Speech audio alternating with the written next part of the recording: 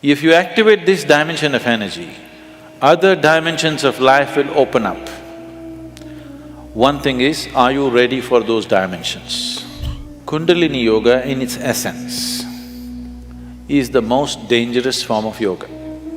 I'm saying dangerous because it's the most potent also.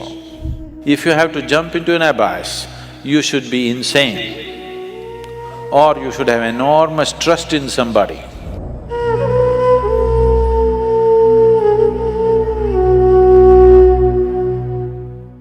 So what is Kundalini? Right now, I'm speaking. This is Kundalini. You are alert and listening. If you are alert and listening, that is Kundalini. A flower is blossoming, that is Kundalini. A dog is barking, that is also Kundalini. Or in other words, the fundamental life force in the existence, we call it Kundalini. Now, within the system, within the human system, if you look at this as a kind of a life package, it's a piece of life. This piece of life is packed in a certain way with layers of this energy.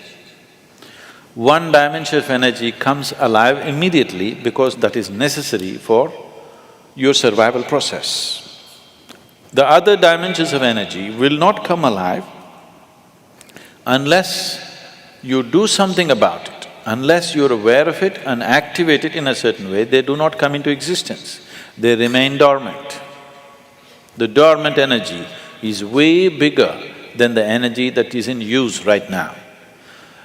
To take care of your survival process, to live a physical life completely, to live a complete physical and intellectual life, you need to activate only about 21 of your chakras. Out of this 114, if about 21 of them are on, you will live a complete life. You will not feel any inadequacy. You will live a complete physical life. There'll be no problem with your life. You will think you're a great success, but you are only 21. That is less than 21% out of 114. Less than 20%. At less than 20%, you will feel like a complete life without any inadequacies. The remaining percentage of life, what is it about? It is not even needed if your intention is just to live well. If you activate this dimension of energy, other dimensions of life will open up. One thing is, are you ready for those dimensions? The question is not about whether it's good or bad. The question is just about, are you ready for it? Because even if the best things in life come to your life, when you are not ready for it, it will not be a good thing for you. In your experience, it will not be a good thing if something came to you when you're not ready for it, isn't it so? Even if it's the greatest thing, it may be the greatest thing, but it came to you when you are not ready for it, then it is not a good thing, isn't it?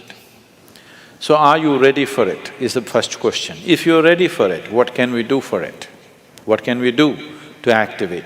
There are various ways of doing this, many ways, but the Kundalini yoga, are people familiar with Kundalini yoga, practicing or… okay.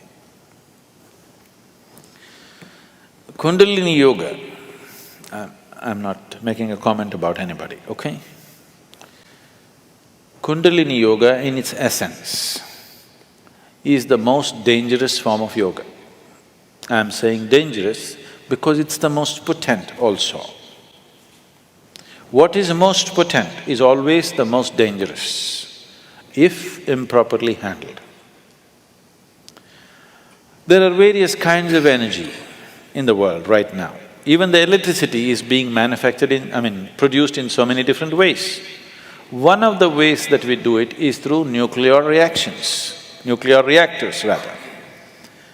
It is the most efficient way of producing energy that we know right now, but it is also the most dangerous way, isn't it? When things go wrong, they go seriously wrong. When they're going right, it is the easiest And the best way to produce energy on the planet is nuclear energy, actually. But when it goes bad really bad, like in ways that you can't fix it. So similarly with Kundalini Yoga, it is the most potent and it is the most dangerous. Without the necessary preparation and guidance, without expert guidance, constant guidance and observation, nobody should ever attempt it. But the problem is, books have been written about it and everybody wants to do the highest yoga. Nobody wants to start with A, everybody wants to start the alphabet with Z. This attitude itself is dangerous. What can be a life-transforming force can become a life-destructive force simply because without the necessary commitment and dedication and focus and understanding, it is being handled. Anyway, about rising the Kundalini. If the Kundalini rises, the dimensions of your life will change so rapidly that you must be willing to make the outside adjustments equally quick. Otherwise, things will fall apart in a big way. In the classical yogic traditions, there is a certain type of yoga we teach for people who live in family situations. There is a certain other type of yoga we teach for ascetics. In Isha we have both the forms. We have ascetic yoga and we have the general yoga. We will never teach you the ascetic form, that is the most potent way to do it. But it will demand a certain dimension of discipline and focus which your regular lives will not allow. If you do that kind of yoga, it will dismantle your outside life instantly. Now this yoga is not designed to dismantle your life, this yoga is designed to make your life happen better. When life happens better, when things happen better, you make more money, your business is going better, your profession is happening better, your generally, unfortunately, your longing to seek the higher becomes slower. Yes? So in the real sense, it is not the good way to do it, but it's the only way it works in today's world. And it's the only way it works for majority of the people. For a small number of people, we can do it other ways. We can bypass all these things and just do very powerful ways of doing things, but it will dismantle all social structures around them, which is not good for everybody to do. So these are different dimensions. Kundalini Yoga, if it has to be practiced, you must be in a certain kind of atmosphere. You cannot live in social situations and do Kundalini Yoga. Otherwise, in the name of Kundalini Yoga, you're doing something simplistic. Otherwise, Kundalini Yoga can transform the way you are within days. Suddenly you find you are a stranger in your own home within 2 days of practice, because it will change everything about you. So can we raise the Kundalini? Yes, we can. One way is to create a conducive atmosphere so that slowly it rises. The other way is to provoke it in such a way that it raises quickly. If it rises quickly, then everything changes dramatically. If it rises slowly over a period of time, changes will happen slowly, you will be capable of handling these changes over a period of time. But if it happens very quick, then you will not be able to handle the changes. Things will look like things are falling apart. So there are different ways of doing this. How many ways? There are too many ways. I will not go into how many ways. There are so many ways of doing it. Essentially, there are 112 ways of doing it. There are 112 ways in which you can take this up. From the base to… for this you have to know the structure, otherwise it'll become very elaborate.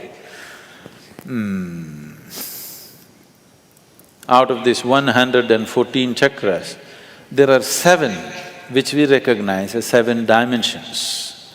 Out of this, 6 are within the body, 1 just outside the physical body. So if you employ these 112 methods, you will handle the 6th chakras. The 7th one you cannot handle. There are 112 ways in which you can attain to a chakra which we refer to as Agna. But from Agna to Sahasrara, there is no way. There is no way to do it. you just have to jump into an abyss.